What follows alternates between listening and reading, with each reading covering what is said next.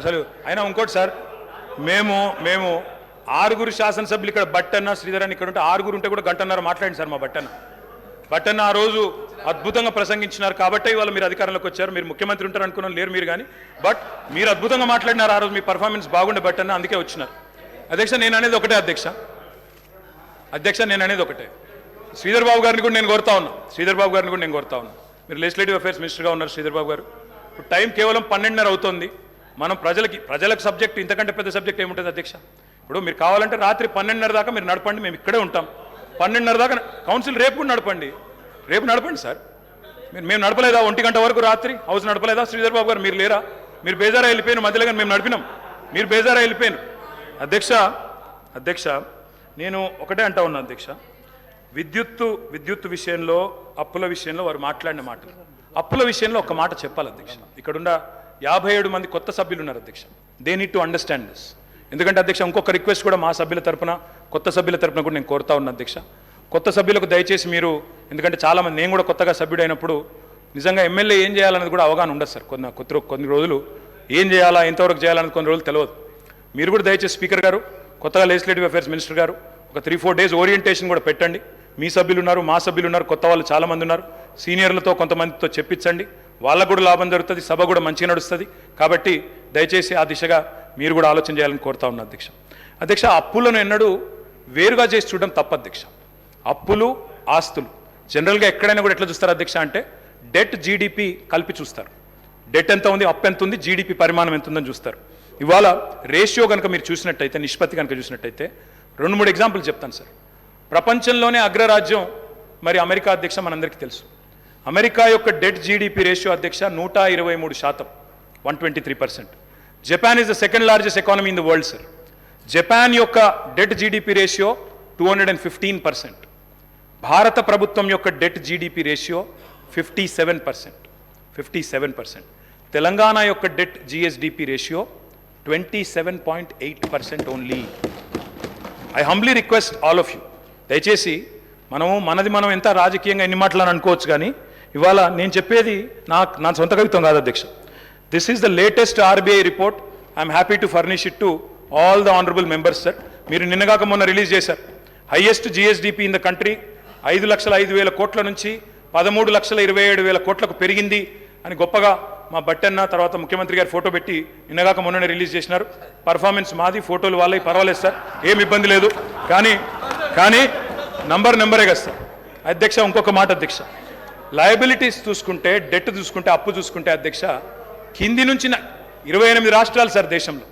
28 రాష్ట్రాల్లో ఇవాళ అప్పుల్లో ఎక్కడుంది తెలంగాణ అంటే 24వ ర్యాంకులో ఉంది సార్. 24వ ర్యాంక్. ఆర్థిక మంత్రి గారు ఇక్కడే ఉన్నారు. నేను తప్పు చెప్తే వారు సరి చేయవచ్చు. ఆర్బీఐ రిపోర్ట్ వారికి కూడా పంపిస్తాను. ఇది ఆర్బీఐ రిపోర్ట్ పంపిస్తాను ఆర్థిక మంత్రి గారికి, స్పీకర్ గారి ద్వారా. దయచేసి చూడాలని చెప్పి నేను కోరుతాను అధ్యక్ష. ఇవాళ లేనిది ఉన్నట్టు, ఉన్నది లేనట్టు, రాష్ట్రం అప్పుల పాలైపోయింది అని మాట్లాడుతూ ఉన్నారు అధ్యక్ష. ఇది కరెక్ట్ కాదు అధ్యక్ష. అదే అధికారులు, మీ కొత్త అధికారులు ఎవరు లేరు, అదే ఐఏఎస్ అధికారులు, నిన్నటిదాకా మాతో పనిచేసిన వాళ్ళు, రామకృష్ణారావు గారు, శ్రీదేవి గారు, రొనాల్డ్ రాజు గారు, వాళ్ళే మీకు అదే చెప్తారు, కొత్తదేం చెప్పలేరు అధ్యక్ష. ఇప్పుడు వడ్డీల భారం కూడా మీరు తీసుకుంటే, వడ్డీల చెల్లింపు కూడా ఇతర రాష్ట్రాలతో పోలిస్తే మనకు చాలా తక్కువ. అర్థవంతమైన అప్పు కాబట్టే, డెట్ సస్టైనబిలిటీ ఇండికేటర్స్ కూడా కీలకం కాబట్టే ఆర్బీఐ కూడా రాష్ట్రాలన్నిటి మీద విశ్లేషణ చేసింది అధ్యక్ష. చేసి ఇది ఆర్బీఐ రిపోర్ట్ అధ్యక్ష. I would like to request the Honorable Finance Minister, Deputy Chief Minister Garu to pay attention to this Adhiksha. State-owned tax revenues. అంటే రాష్ట్రం కేంద్రం మీద ఆధారపడకుండా సొంత పరపతి ద్వారా సంపాదించుకునే పైసలను SOTR అంటారు, స్టేట్ ఓన్డ్ ట్యాక్స్ రెవెన్యూస్. అధ్యక్ష, స్టేట్ ఓన్డ్ ట్యాక్స్ రెవెన్యూస్ 2015-16లో 76.4% ఉండేది. అంటే మీరు అప్పచెప్పిపోయినాడు. కానీ మేము సరిగ్గా నడిపినాం కాబట్టే కోవిడ్ తర్వాత కూడా భారతదేశంలో ఇవాళ second highest in the entire country 84.2%తో స్టేట్ ఓన్డ్ ట్యాక్స్ రెవెన్యూస్లో భారతదేశంలో 2వ స్థానంలో తెలంగాణ ఉన్నది అధ్యక్ష. కేవలం డెట్టు ఇది మాత్రమే కాదు అధ్యక్ష. తెలంగాణ ఎన్ని విజయాలు సాధించిందంటే, మల్టీ డైమెన్షనల్ పావర్టీ, బహుముఖ పేదరికాన్ని తగ్గించే దానిలో భారతదేశంలో అత్యంత ప్రభావవంతంగా పనిచేసింది తెలంగాణ అని. రాజకీయాల కోసం మమ్మల్ని విమర్శ చేయాలంటే చేయండి, కానీ రాష్ట్రాన్ని దయచేసి అబాస్పాలు చేయవద్దని చెప్పి నేను గౌరవ అధికార పార్టీ సభ్యులను కోరుతా ఉన్నా, అధికారంలో ఉన్న మంత్రులను కూడా కోరుతా ఉన్నా అధ్యక్ష. రైతుల ఆత్మహత్యలు ఇది నేను చెప్తున్న మాట కాదు అధ్యక్ష, ఇది కూడా NCRB data, national crime records bureau.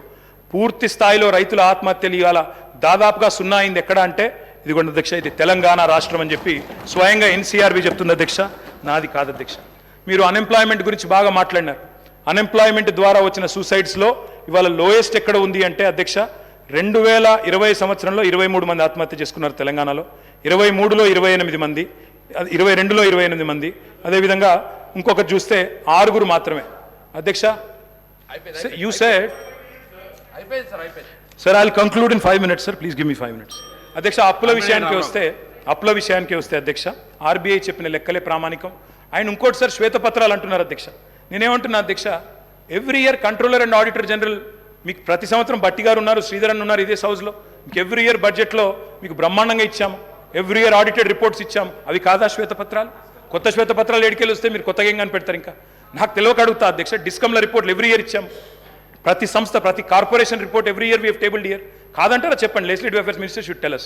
అధ్యక్ష ఇది ఏది జరగనట్టు 9 ఏళ్ళు మేమంతా దాచిపెట్టినట్టు మీరు ఏదో బయట పెడుతున్నట్టు వెలికి తీసి అధ్యక్ష మీరు అల్టిమేట్గా చేసేది ఏంటంటే కొండను దవ్వి ఎలుకని పడతారు తప్ప ఏముండదు అలా. కొండను దవ్వి ఎలుకని కూడా పట్టే ఉండదు, ఏమి జరగదు. అధ్యక్ష చేస్తున్నాను sir, I'm strictly speaking on the subject. అధ్యక్ష నేను ఒక మాట సహనం ఉండాలా. ప్రతిపక్షాలు మాట్లాడితే ప్రజల తరపున మాట్లాడితే వినే ఓపిక సహనం ఉండాలా. మేము కూడా తక్కువ లేము, మేము 39 మంది ఉన్నాం, మొత్తంగా చూస్తే ప్రతిపక్షంలో 54 మంది ఉన్నాం, మీరు 65 మంది ఉన్నారు. కాబట్టి దయచేసి ఓపిక ఉండాలా, వినాలా. అధ్యక్ష మేము కేంద్రం గ్రాంట్ల మీద కూడా మేము ఆధారపడలేదు అధ్యక్ష, ఎందుకంటే వాళ్ళు ఎట్లా వివరం తెలుసు. జిఎస్టీ పరిహారం కూడా అత్యంత తక్కువ తీసుకున్న రాష్ట్రం ఏదంటే తెలంగాణ. సొంత పన్నుల ఆదాయంలో number 2 in the country Telangana. Per capital expenditure highest in the country, capital expenditure highest in the country, asset క్రియేషన్లో ఖర్చు పెట్టేది తెలంగాణ. ఆర్థిక వనరులను సమీకరించుకునే వెసులుబాటు ఉన్నప్పుడు తప్పకుండా వినియోగించుకోవాలి, వినియోగించుకోకపోతే తప్పవుతుంది. అధ్యక్ష నేను ఇంకొక మాట అంటున్నా, ప్రభుత్వ పెట్టుబడితో సార్ కంప్లీట్ చేయండి, కంక్లూడింగ్ సార్, ఇంత అసహనం ఎందుకు sir? Come to our rescue sir. Sir నేను సబ్జెక్ట్ మాట్లాడుతున్నాను సార్, నేనేం వేరే మాట్లాడుతున్నారు. మీకు ఇచ్చిన సమయం కూడా అయిపోతుంది సార్. ఎట్లా సార్, మేము 39 మంది ఉన్నాం, ఒక్కనే సభ్యుని మాట్లాడుతున్నాను, అందుకే మీకు చాలా సమయం ఇచ్చినాం. వాళ్ళ 5 మంత్రులు డిస్టర్బ్ చేశారు సార్, ఏం పద్ధతి సార్? ఆ డిస్టర్బెన్స్ సబ్జెక్ట్ కూడా కానీ కంప్లీట్ చేయండి సార్. మీ ఇష్టం సార్, కూర్చోమంటే కూర్చుంటాను సార్, మానేమంటే మానేస్తాం, వెళ్ళిపోమంటే వెళ్ళిపోతాం సార్ బయటికి. కంక్లూడ్ చేయండి. ఏం సార్ ఇది? కంప్లీట్ చేయండి sir. Investment into productive sector is not debt sir. అధ్యక్ష ఒక్క మాటలో చెప్పాలంటే ఏం క్రియేట్ చేశారు? అసెట్స్ ఏం క్రియేట్ చేశారు?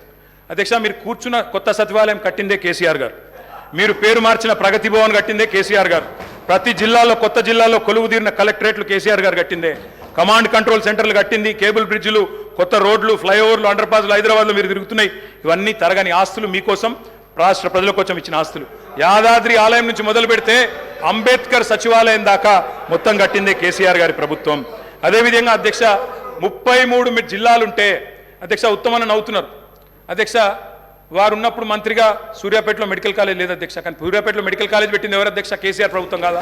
నల్లగొండలో మెడికల్ కాలేజ్ పెట్టింది ఎవరు అధ్యక్ష? కేసీఆర్ ప్రభుత్వం కాదా? వికారాబాద్ జిల్లా చేసింది ఎవరు అధ్యక్ష? కేసీఆర్ ప్రభుత్వం కాదా? అధ్యక్ష ఇవన్నీ వాస్తవాలు, ప్రజలు వింటున్నారు. అధ్యక్ష మేము మిషన్ భగీరథ అనే కార్యక్రమం తీసుకున్నాం, ఇంటింటికి నీళ్ళు ఇచ్చాం, దానికోసం అప్పు చేశాం, అది తప్పంటారా? భవిష్యత్తు మీద పెట్టుబడి అంటారా? కరువును శాశ్వతంగా తరిమి కొట్టే కాళేశ్వరం ప్రాజెక్టు కట్టాం, పాలమూరు రంగారెడ్డి ఎత్తిపోతల పథకం కట్టాం, దానికోసం అప్పు చేశాం, రాష్ట్ర ప్రజల కోసం చేసినాం. అది అప్ప పెట్టుబడా? ప్రజలు ఆలోచించాలా. కొత్తగా మెడికల్ కాలేజీలు, కొత్తగా హాస్పిటళ్ళు, అదేవిధంగా జిల్లాలలో హైదరాబాద్లో టిమ్స్, ఇవన్నీ కట్టాం. ఇవి అప్పు చేసి కడితే ప్రజలకు శాశ్వత ఇన్ఫ్రాస్ట్రక్చర్ క్రియేట్ చేస్తే అది తప్ప మంచిదా? ప్రజలు ఆలోచించాలి. 24 గంటల కరెంట్ ఇవ్వడానికి, కరెంటు వెలుగుల కోసం వెలుగు జిలుగులో తెలంగాణ ఉండాలని చెప్పి విద్యుత్ ఉత్పత్తి కేంద్రాలు కట్టాం, దానికి అప్పు చేశాం, క్యాపిటల్ ఎక్స్పెండిచర్ మీద పెట్టాం చెప్ప ఇంకోటి చేయలేదు అధ్యక్ష. ఇంకొక మాట, ఎందుకంటే వారు అక్కడ ఉన్నారు, కేంద్రంలో కూడా వాళ్ళకి పార్లమెంట్ సభ్యులు ఉన్నారు అధ్యక్ష. కేంద్ర ప్రభుత్వం మాత్రం చాలా దుర్మార్గంగా వ్యవహరిస్తుంది. We will also work with you, మేము will come to your rescue, మీతో కలిసి పనిచేస్తాం. కేంద్రంలో ఉండే బీజేపీ ప్రభుత్వం ఈరోజు తన అప్పులు నియంత్రించుకోవడం చేతగాక వారికి అనుకూలంగా మాట్లాడుతున్నా సార్. అదన్న వినండి సార్, కంక్లూడ్ చేస్తున్నా సార్, వారికి అనుకూలంగానే మాట్లాడుతున్నా. అరే కేంద్రం వాళ్ళ మీద కత్తి కడుతుంది, వాళ్ళకి ఇబ్బంది అవుతుందని చెప్తున్నా సార్. నేనేమంటున్నా sir, we'll come to their rescue sir. But అన్న మీకోసమే చెప్తున్నా, మీకు ఇంకా తెలియదు ఆ విషయం. అధ్యక్ష కొత్తగా వచ్చిన సభ్యులు కొంతమంది తొందరపాటులో ఉన్నారు అధ్యక్ష, ఇంకా చెప్పాలంటే ఇంకా చాలా ఉంది అధ్యక్ష, కానీ నేను 2-3 విషయాలు చెప్పి ముగిస్తాను అధ్యక్ష. అధ్యక్ష హెల్త్ గురించి మాట్లాడారు. ఎవరి హయాంలో అధ్యక్ష? నేను బోను బిడ్డో సర్కారు దవాఖానకని పాటలు రాసింది మీ హయాంలో కదా. ఇవాళ తెలంగాణ ప్రభుత్వం వచ్చిన తర్వాత ఎక్కడి నుంచి ఎక్కడికి వచ్చినాం అధ్యక్ష?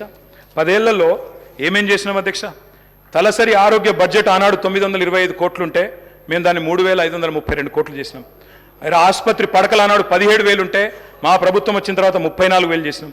ఆక్సిజన్ పడకలు 1,400 ఉంటే మొత్తం 100% బెడ్స్కి 34,000 బెడ్స్కి పూర్తి స్థాయిలో ఆక్సిజన్ అందజేసినాం. మొత్తం ఆనాడు 2014 వరకు మెడికల్ కాలేజీలు ఉన్నాయే 5 అధ్యక్ష, 5 గవర్నమెంట్ సెక్టర్లో.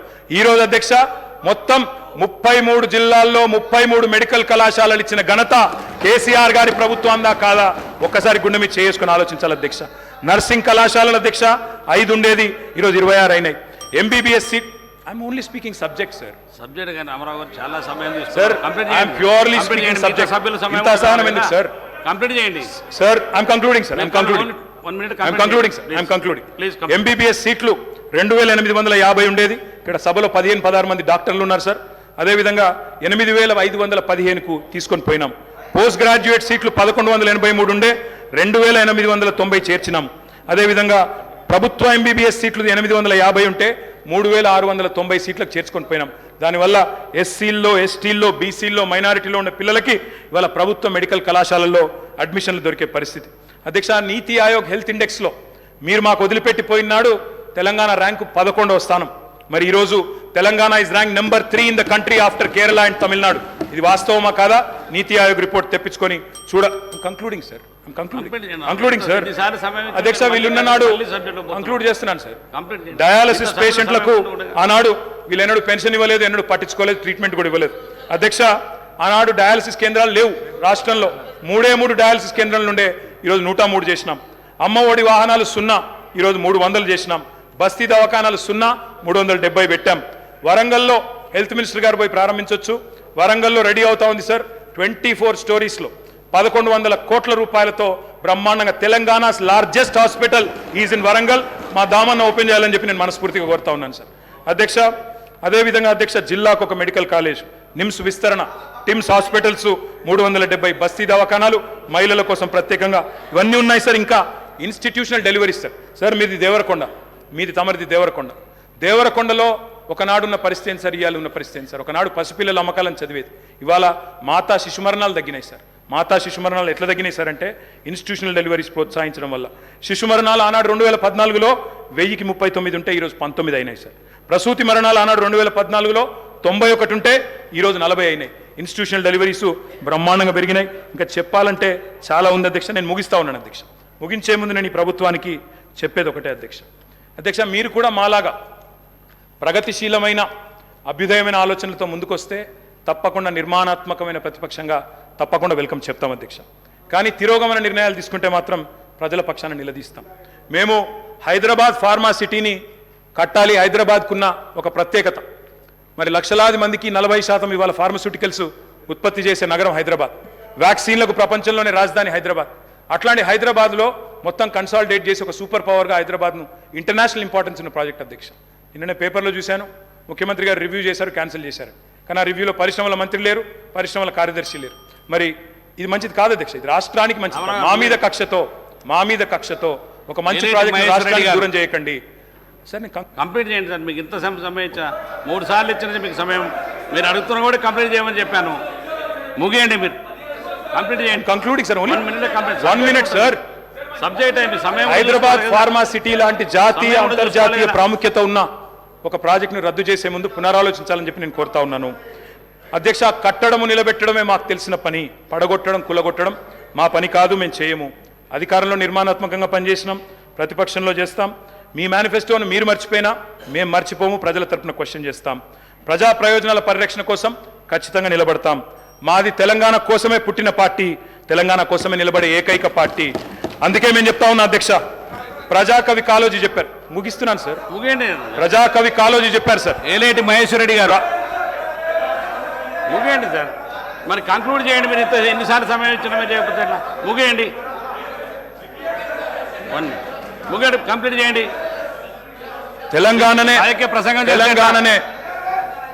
తెలంగాణనే ఆశగా, శ్వాసగా, తెలంగాణ ప్రజల ప్రయోజనాలే పరమావిధిగా ప్రతిక్షణం పరితపించే పార్టీ మాది. పరపీడన వదిలించిన వాళ్ళం పరాయి పెత్తనాన్ని సహించబోము. ఢిల్లీ నుంచో కర్ణాటక నుంచో రిమోట్లతో కంట్రోల్ చేయాలని చూస్తే ఊరుకోము. ప్రజాకవి కాళోజీ గారు చెప్పిన అయిపోయింది సార్. ఏలేటి మహేశ్వర రెడ్డి గారు, మీరు ఇంత సమయం ఇచ్చిన మీరు రాజకీయ ప్రసంగం చేస్తున్నారు ఎట్లా సార్? మీకు ఇన్నిసార్లు సమయం ఇచ్చిన మీరు మళ్ళీ